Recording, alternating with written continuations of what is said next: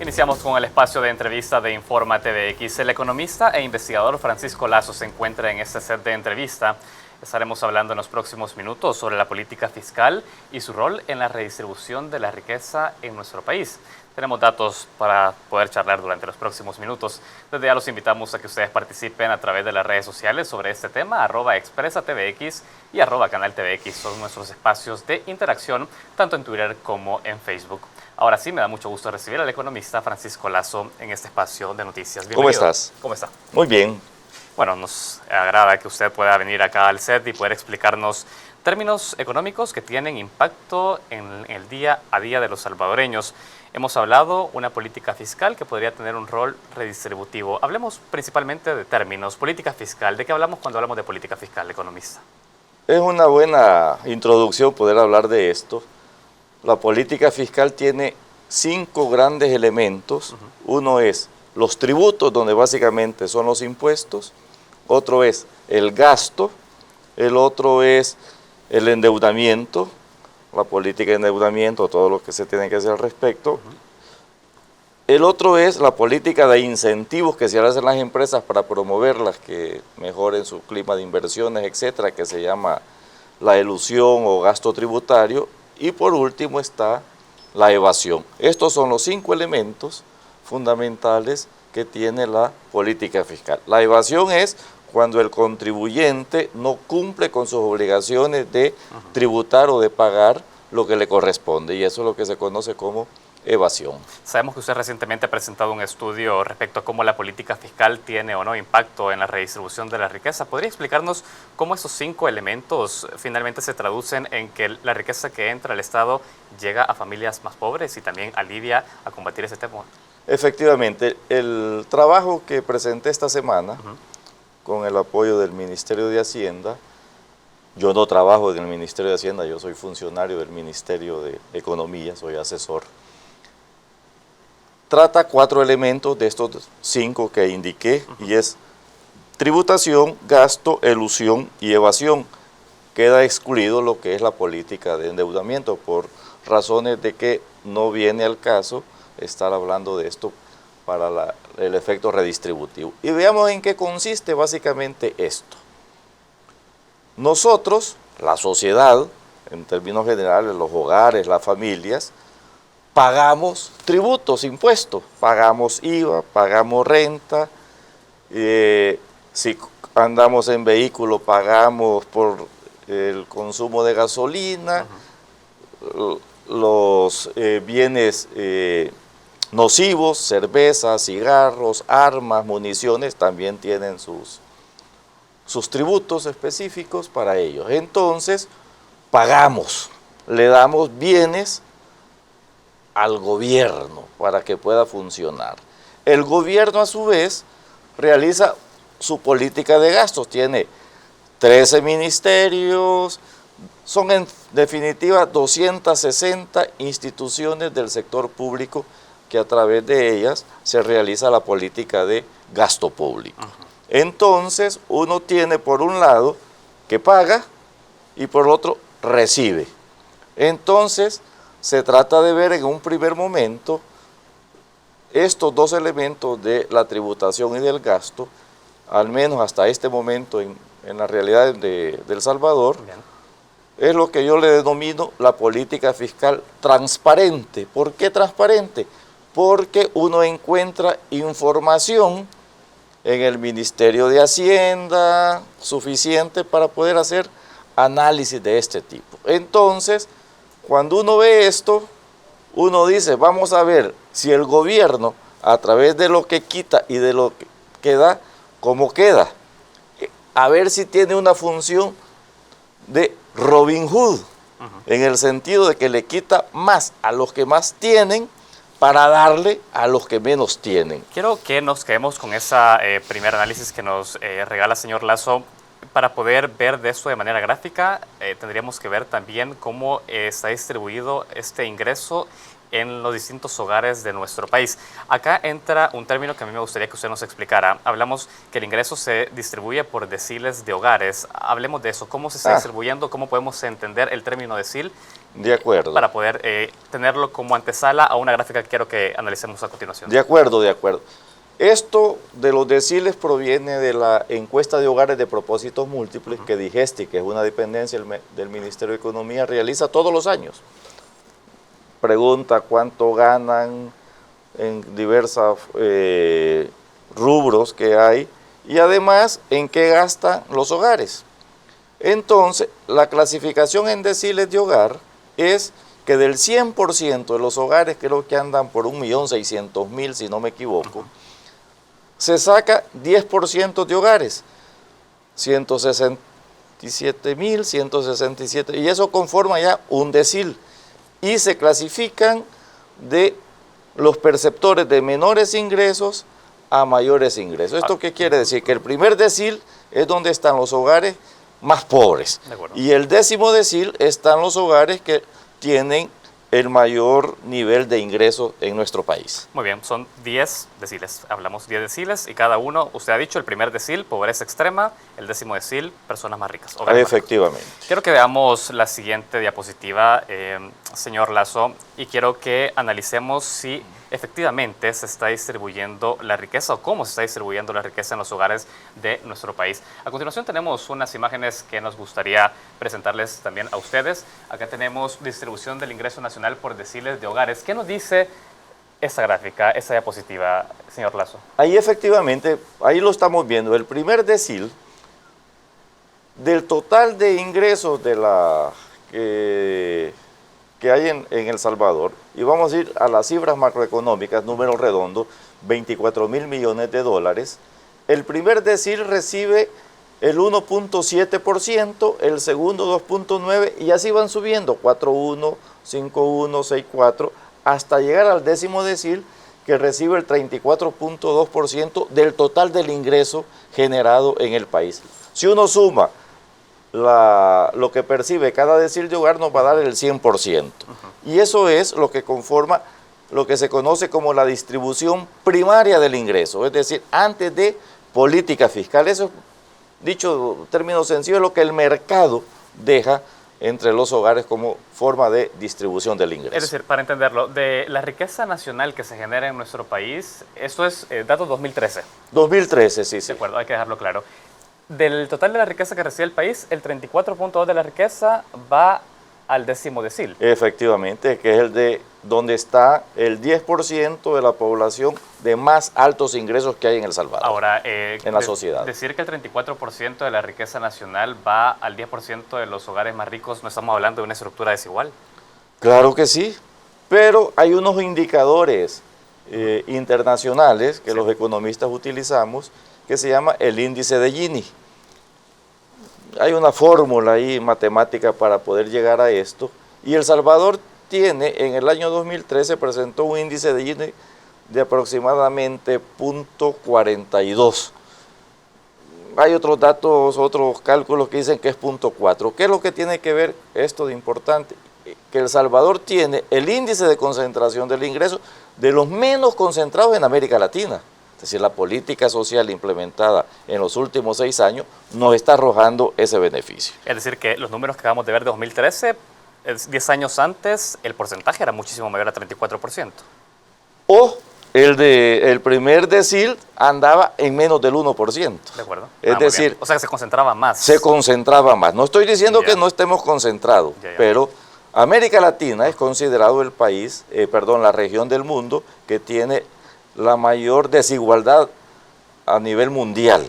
Y El Salvador, dentro de la desigualdad, es de los que están menos desiguales.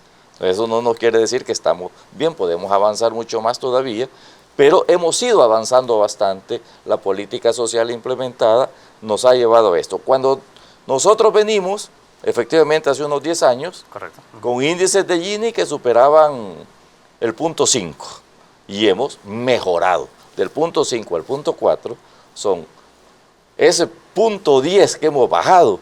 Eso cuesta sudor, sangre, sacrificio, políticas públicas correctamente aplicadas que redunden en la reducción de las desigualdades. Usted ha hablado, las políticas públicas, esas son financiadas a través de impuestos, ya usted lo mencionaba en una primera intervención. Quiero que veamos otra diapositiva porque es importante decirlo. Se ha establecido también que los hogares con menor ingreso tienen una mayor propensión al consumo y entonces tienen menos margen de ahorro respecto a otros hogares. Quiero que veamos la siguiente gráfica, señor Lazo, y podamos también entender cómo está distribuyendo el gasto los hogares salvadoreños. Esto es lo que nos muestra gasto de los deciles de hogar según la encuesta de hogares de propósitos múltiples 2013 y derivado en alimentos, servicios, educación, vivienda, salud, misceláneos. Sí. ¿Nos interpreta esa gráfica? De acuerdo. Debo de indicar que estos son datos obtenidos a través de la base de la encuesta de hogares de propósitos múltiples del año 2013. Es decir, no son inventados. Esto lo que nos arroja esto. Nos está indicando que la población, entre más bajo sea sus ingresos, tiene una proporción elevada en consumo de alimentos. Y entre más altos sean sus ingresos, de sus ingresos destina menos en alimentación. Esto, en términos económicos, se conoce como la la ley de Engels. Es decir, estamos cumpliendo este otro elemento. Es decir, cuando uno revisa cuál es el comportamiento del consumo, también esto tiene un correlato con el nivel de ingresos que tiene. Ahí lo podemos ver. El primer decil está gastando 252 millones, el más pobre, y el décimo decil está gastando 2.037 millones, ¿no? Es decir, a mayor nivel de ingresos, yo gasto más, pero sobre la proporción de mi ingreso, entre menos ingresos tengo, yo gasto más. Y entre más ingresos tengo, yo gasto menos. Exactamente. En proporción. Y es interesante ver la distribución del gasto dentro de las familias. Usted decía ya, en términos porcentuales, por ejemplo, el primer decil está gastando el 60.54% de su ingreso en alimentos, sí, mientras las familias más ricas solo destinan el 26.78%, pero sí tienen un elevado gasto en vivienda, 23.60%. Por supuesto. Si uno ve todas las obras urbanísticas que hay son caras, ¿y quiénes son las que las pueden comprar? Entre más altos ingresos se tengan, uno tiene la capacidad financiera suficiente para adquirirlo. Los pobres no. Los pobres o tienen, autoconstruyen o sus viviendas son de muy bajo costo. Y tienen que priorizar, por supuesto, la provisión de alimentos en sus hogares. Efectivamente. ¿Cómo podemos hacer una relación entre esta distribución del gasto al interior de las familias y cómo el Estado está distribuyendo la riqueza en ellos? O sea, ¿nos dice algo la relación de estas variables para poder decir es necesario priorizar el primer decil al décimo? No, es decir, cuando uno revisa la teoría económica que sustenta las finanzas públicas, uno de los elementos cruciales, pero sobre lo cual muy poco se ha investigado, muy poco se ha dicho, es el efecto redistributivo. Es decir, que a través del gasto uno tiene que focalizar hacia aquellos sectores de más bajos ingresos. Es decir, la salud pública, la educación pública, ¿a dónde se destina? A los sectores de más bajos ingresos. ¿Por qué? Porque los sectores de más altos ingresos no asisten ni a la escuela pública ni a la red hospitalaria pública, ¿no? Sino que ahí básicamente están los de menos ingresos que asisten a satisfacer estas necesidades que afortunadamente se están dando a través del sector público. En todo caso, esta investigación lo que viene a reforzar es el importante papel que cumple esa política social en redistribuir esa riqueza. Por supuesto que sí. De acuerdo. Señor Lazo, quiero que veamos otra de las diapositivas que tenemos preparadas y que usted ha tenido a bien facilitarnos. Hablamos también de la necesidad de entender el ahorro en las familias y también tenemos esta distribución que les presentamos a continuación, donde también se señala cuál es la capacidad de ahorro que tienen los hogares salvadoreños. ¿Qué nos dice esto? No, aquí está el total de tributos que los hogares pagan. No es el ahorro el que tenemos ahí. No tenemos esta gráfica del ahorro. Bueno, la buscaremos a continuación, pero quiero que también hablemos de esta, porque esta nos habla de la contribución de los salvadoreños al Estado a través de los impuestos. Efectivamente. Hablemos de eso. ¿Cómo está distribuido hoy por hoy esta estructura de aportes a partir de los tributos al Estado salvadoreño? Bueno, ahí tenemos la totalidad de tributos que hay, el impuesto sobre la renta, el IVA, los aranceles que son los de importación, productos específicos y contribuciones especiales. Aquí tenemos la totalidad de lo que los salvadoreños pagamos en el año 2013, que anduvo por los 3.707 millones de dólares. De esos, el primer decil pagó aproximadamente 52 millones, el segundo 83 y el décimo decil, los más altos ingresos, pagaron 1.902 millones de dólares. Es decir, es concordante con los ingresos que los deciles perciben. Es decir, una parte de esto, de lo que perciben en su consumo, se pagan impuestos, tributos, y de ahí es donde sale el cálculo de la distribución entre los deciles poblacionales, de cómo cada uno de ellos contribuye a la totalidad de los ingresos tributarios que el Ministerio de Hacienda percibe. Excelente. Francisco Lazo, economista e investigador, yo tengo que hacer la primera pausa. Hemos dejado datos y términos muy importantes para poder analizar la siguiente parte, porque hablamos en esta última de cómo está contribuyendo cada uno de los hogares salvadoreños a los ingresos del Estado. Yo creo que hablemos qué dificultades encuentra el Estado con la evasión, la ilusión, lo que usted ha llamado gasto tributario, para poder hacer una buena redistribución de la riqueza nacional. Vamos a estar hablando de eso al volver de la pausa. Por ahora nosotros hacemos la primera pausa de esta entrevista. Ya regresamos.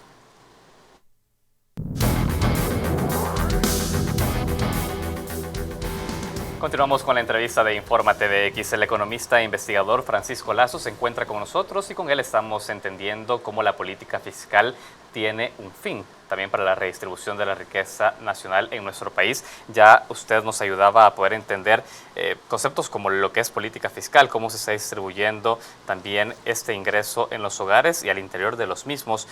Yo, antes de hablar sobre el rol que cumplen los impuestos, el pago de los mismos, el combate de la evasión en esta redistribución, quiero que veamos la siguiente gráfica, señor Lazo, donde se detalla cómo el Estado está distribuyendo el gasto en los diferentes hogares de nuestro país por cada uno de los deciles, que ya los hemos explicado, el primero como máxima pobreza y el décimo como la mayor riqueza. Efectivamente, y aquí tenemos todo lo que reporta el Ministerio de Hacienda en términos de gasto, infraestructura vial, todas las carreteras que vemos, la educación pública, la salud pública, trabajo y previsión social con toda la supervisión que anda, las pensiones que también forman parte del gasto, los subsidios, el gas, la electricidad, agua, transporte, etcétera.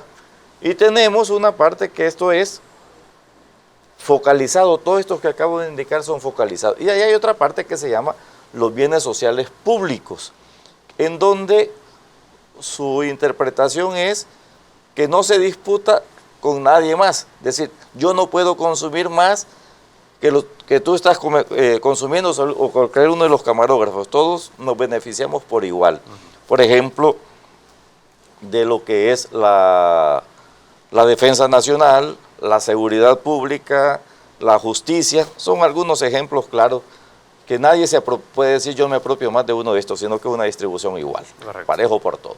Cuando uno revisa ya la tabla, uno va a ver que los deciles de más bajos ingresos están recibiendo una cantidad mayor de gasto público que los deciles de más bajos ingresos. Ahí lo podemos ver, miren, 120 millones recibe el primer decil, bueno, el décimo decil está recibiendo 257, hay un poco más.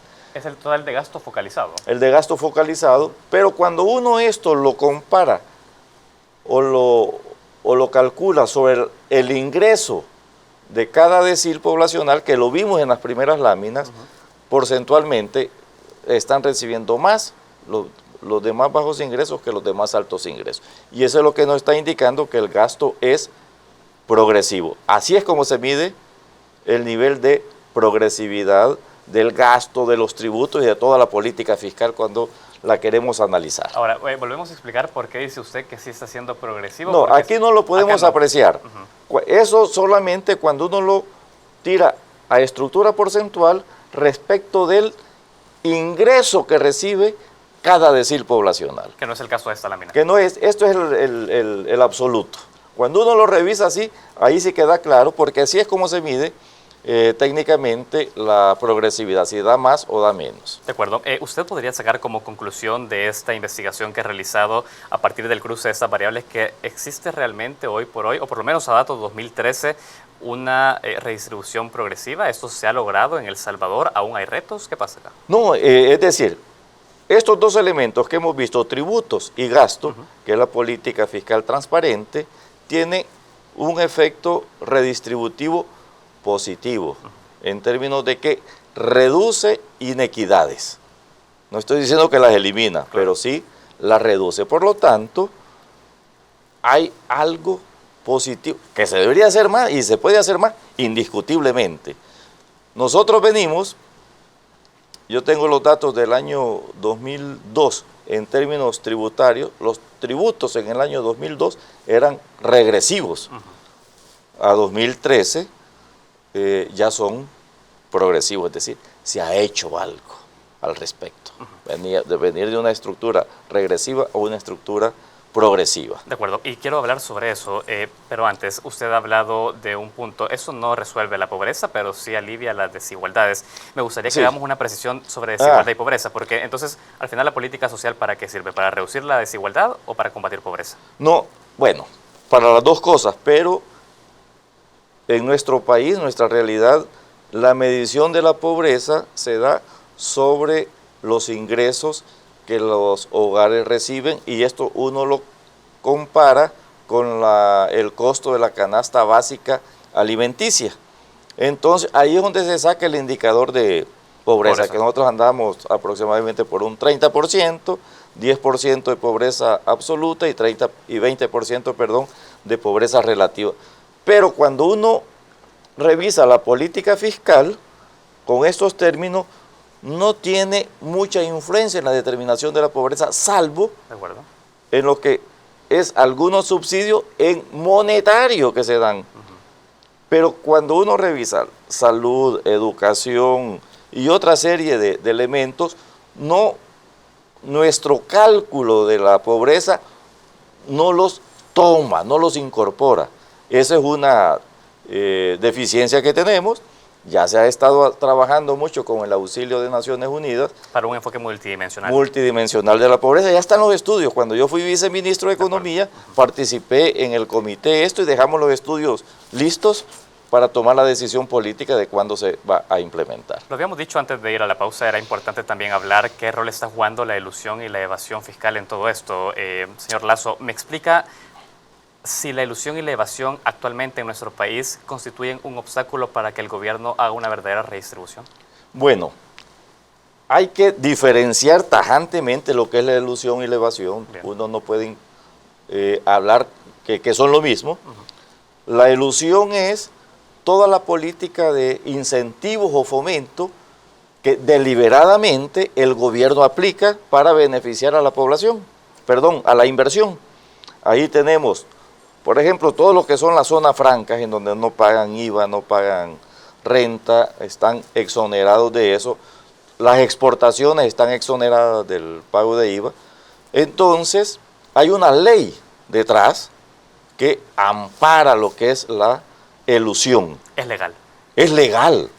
Lo que no se hace es un estudio de costo-beneficio, si efectivamente todo ese sacrificio que se está haciendo contribuye más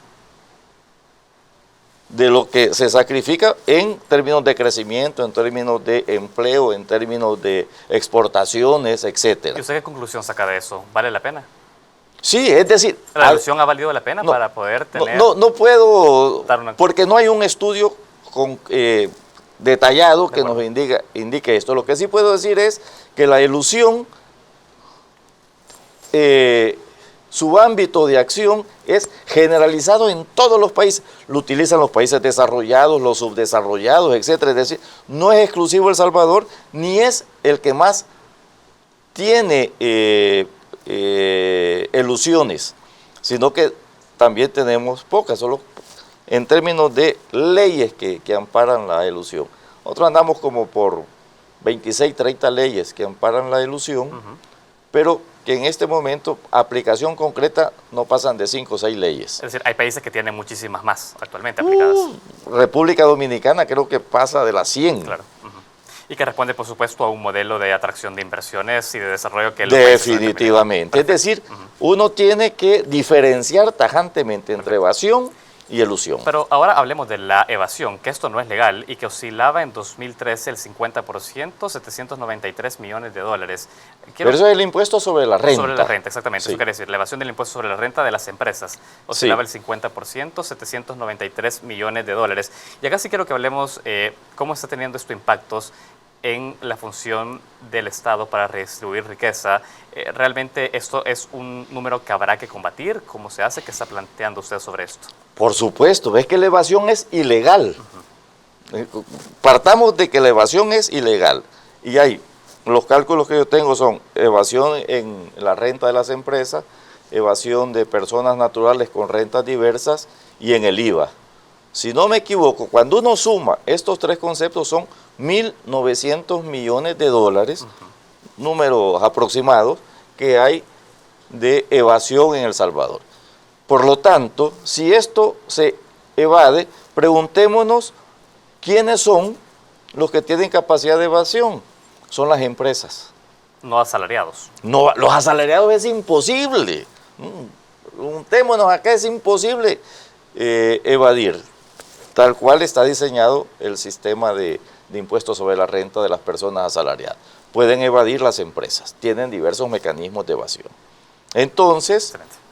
Si estamos hablando de 1.900 millones de evasión, esto son las empresas, y las empresas se concentran en el 10º decil poblacional. Por lo tanto, es ahí donde se ven ellos beneficiados y repercute en la no progresividad dada la política fiscal vista de forma integral. Igual sucede con la ilusión. La ilusión son empresas las que se ven beneficiadas, ninguna persona natural va a tener incentivos fiscales, sino que son inversionistas, son empresas.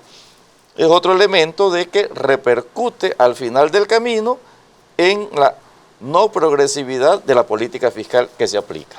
Y con esta reflexión nosotros tenemos que despedir este espacio de entrevista. Economista e investigador Francisco Lazo, quiero agradecerle su tiempo con Informa TVX y poder analizar esos términos, poder ir haciendo relaciones también para poder entender la importancia que el Estado combata, por lo menos ese tipo de fallas ilegales. Quiero agradecerle. Definitivamente hay que hacer, bueno, gracias. A usted. También a ustedes que han estado pendientes de esta entrevista, les recuerdo que se repite a las 11 de la noche y también podrán encontrarla en nuestro canal de YouTube, Expresa TVX. Tenemos más noticias, por ahora una pausa.